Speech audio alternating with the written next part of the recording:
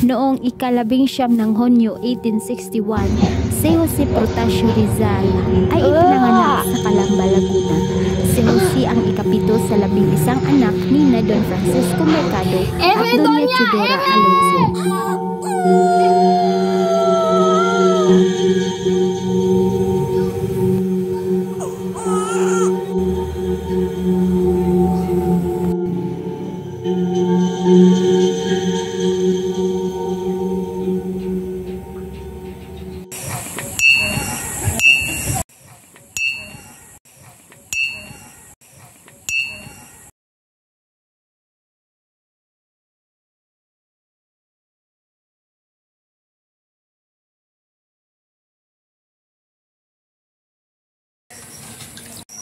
Take good care of this child, for someday he will become a great man.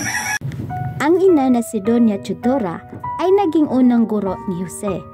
Nakita ni Doña Chudora ang talento nito sa pagsusulat ng tula at pagbabasa. Naging kabilang din sa naging unang guro ni Rizal sina Maestro Celestino, Maestro Lucas Padua at Maestro Leon Monroy. Ang unang kalungkutan ni Jose ay ang pagkamatay ng kanyang nakakabatang kapatid na babae na si Concha. Si Concha ay ang madalas nakalaro ni Jose, subalit pumanaw ito sa edad na 3 taong gulang pa lamang noong 1865. Anak, huwag ka nang malungkot sapagkat si Concepcion ay nasa mabuti ng lugar ngayon. Alagaan mo na lang ang iyong mga kapatid. Si gusto ni Concepcion na lahat ay masaya.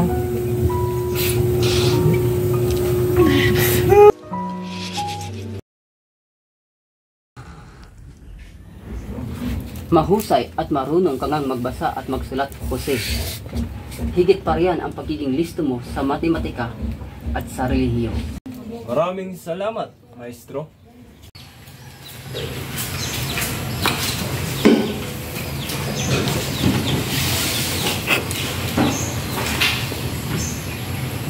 Tunay ka nang mahilig sa sining, pagtibinta, at iskultura.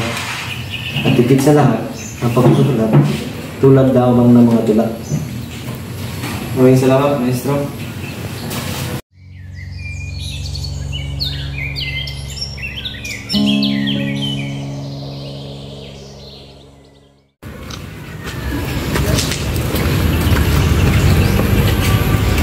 Jose, ang pag-alala ay huwag mong gawin, pagkat sa edad mong ito ay ang panahon kung saan ka nang magpadkad at matuto ng marami.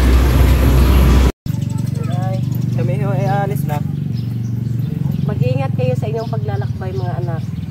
Kumain ka na marami, ha? At huwag mong pababayaan ang sarili mo. Apa. At naging mabuti ka sa iyong mga kamag-anak doon sa binyan, anak.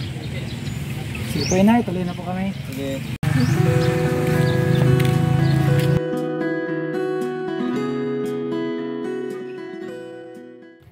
Lumaki si Jose bilang isang matalinong mag-aaral. Nag-aaral siya sa Ateneo Municipal de Manila kung saan nagtapos siya ng Bachelor of Arts na may pinakamataas na parangal. At sa edad na 16 ay nakatagpo si Jose ng kanyang unang pag-ibig na nagngangalang si Gonda Katigbak.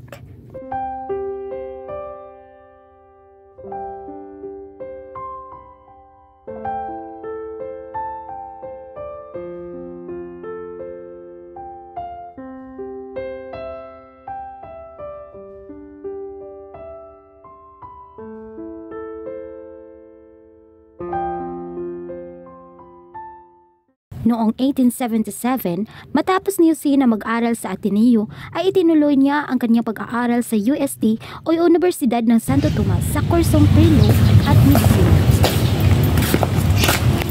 Alis na po ako, Inay. Jose, ano ba talaga ang iyong nais sapagkat ako'y labis na nag-alala at baka ikay matulad sa tatlong pari? Inay, pupahan lang po natin si Pepe. Alam ko namang matutulungan niya ang bansa natin sa mga kita-kita niya mag-aaral.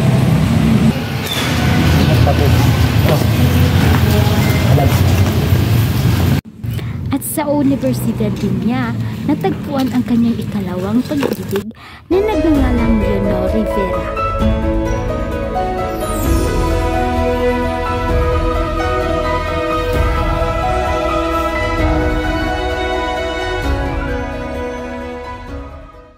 Leonor, itong bulaklak na ito ay simbolo ng ating pagbibig sa'yo.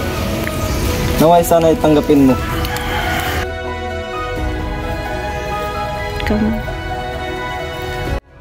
Tumagal ang pag-iibigan nila Jose at Leonor ng 11 taon kahit na ang magulang ni Leonor ay hindi pabor sa kanilang pagmamahalan. Si Jose ay nagtungo sa Europe upang mag-aral ng ophthalmology at para na rin makipagkita sa mga scientist. Sinimulan din ni Rizal ang kanyang nolimitang hiris sa pagsulat sa Madrid at ang kalahati nito ay natapos bago siya umalis ng Paris. Ang pagbabalik ni Jose sa Pilipinas galing Europe noong 1888 ay ang unang naging banta sa kanyang buhay. Dias, Jose. Alam mo naman siguro ang balita tungkol sa iyo. Nanganganib ang buhay mo ngayon. Nais kong lisanin mo ang bansang Pilipinas para maging ligtas ka. Iyo ko namang makita ang mamatay ka sa kamay ng mga praile. Ngunit wala akong nakitang masama sa mga nailimbag ko. Ako din naman. Wala din naman ako nakita sa mali sa mga ginagawa mo. Sadyang mainit ang talaga ang mga mata nila sa iyo. Pero kung yan ang iyong nais, ako ay lilisan na sa lalong madaling panahon. Mag-ingat ka sa Noong Hulyo 3, 1892 ay ang muling pagbabalik ni Jose galing sa ibang bansa at nagpatawag ito ng isang pulong upang bumuo ng samahan na tawaging La Liga Filipina. Una sa lahat, nais kong magpasalamat sa lahat ng dumalo sa pulong na ito. Ngunit bakit nga ba nagpatawag ka ng pulong? Ano ang nais mong ipahayag? Nais ko sanang magtatag ng isang samahang Pilipino upang tumliksa sa pamahalaan ng mga Kastila. Ngunit paano ka nakakatiyak, Jose, na tayo ay magtatagumpay sa inyong mga plano na alam naman natin lahat na sila ay makapangyarihan? Kaya nga tayo ay naririto upang mapagplanuhan natin ang susunod na mga hakbang. Sang-ayon ako sa mga nais mong mangyari, Jose, kaya ikaw ay magpatuloy sa iyong inihahayag. Kung ganon, tayo na magkaroon ng halalan upang mamuno sa ating mga kilusan. Si Jose ay nakatanggap ng liham galing kay Gobernador Despujol at agad naman itong pinaunlakan ni Rizal. Dito ipinaristo at ipinatapon sa dapitan si Jose Rizal ni Gobernador Despujol. Namalagi si Jose ng 4 na taon sa dapitan at doon ay nakapagtayo siya ng sarili niyang klinika at paaralan at doon din niya nakilala ang kanyang sinisinta na si Josephine. Good day, Jose. I am Josephine and I would like to inquire on the health of my stepfather. Habasit.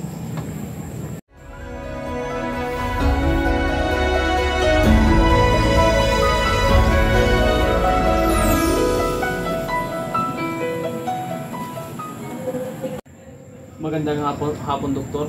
Meron akong kasama na may masamang karamdaman. Maaari mo ba itong masuri at magamot? Mukhang hindi lang yan ang iyong pagpakay sa pagpunta mo dito, Dr. Valenzuela. Tunay ka nga matalino, Jose. Nais ipalam ni Andres sa iyo na handa ng ating katipunan sa pagsugod sa pamahalaan. Tayo ay nakahanda na sa ating adhikain na makalaya mula sa mga Kastila. Mukhang masyado pang maaga para sa ganyang bagay. Alam nyo at alam nating lahat na ang ating bayan ay hindi handa sa kanyang kalaking responsibilidad. Kulang na kulang tayo sa sandata at armas.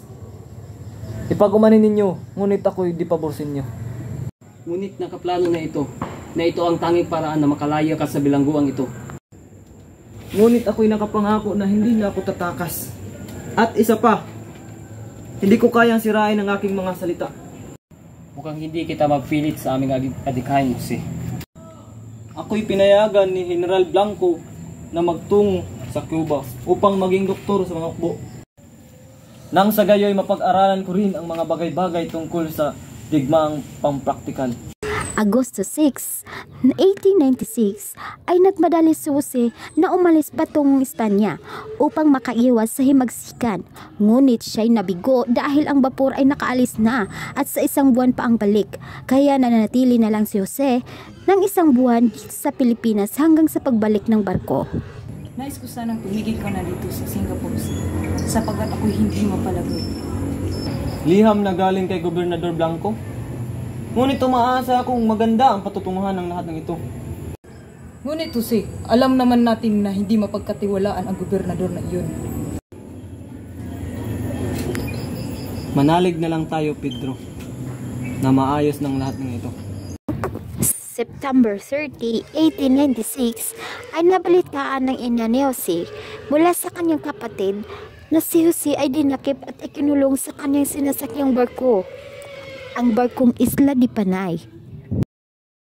Inay! Inay! Si Jose! Napaano si Jose? Dinakip po siya at kinulong sa barkong kanyang sinasakyan, ang barkong Isla de Panay!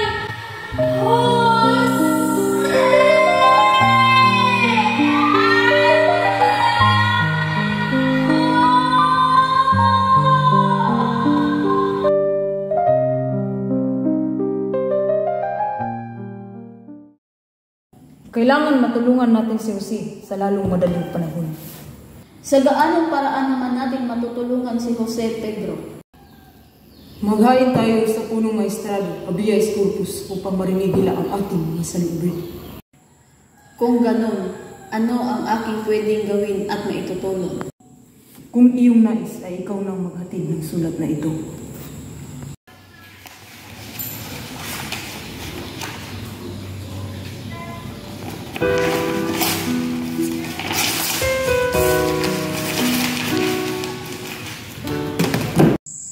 Mukhang hindi man lang tayo pinakinggan ng mga Kastila ukol sa ating saloobin.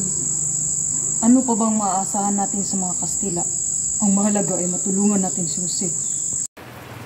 Nagsimula ang paglilitis kay Rizal noong Disyembre 26, 1896 at sa nasabi ding araw ay nagpasya ang hukuman na bitayan si Rizal sa pamamagitan ng pagbaril.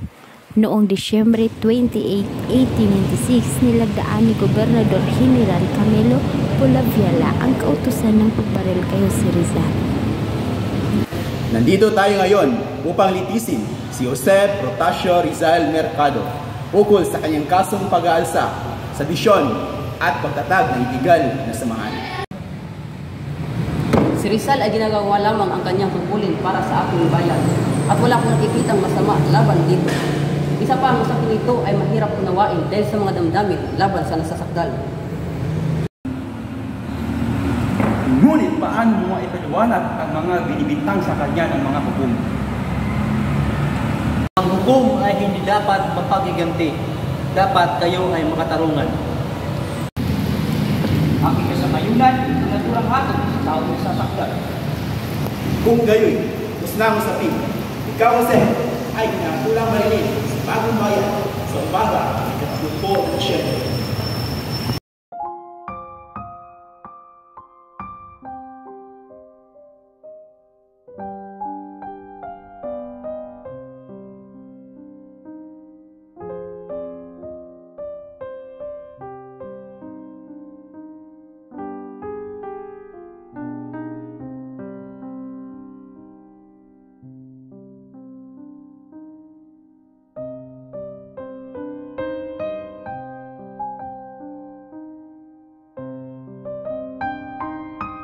Ready?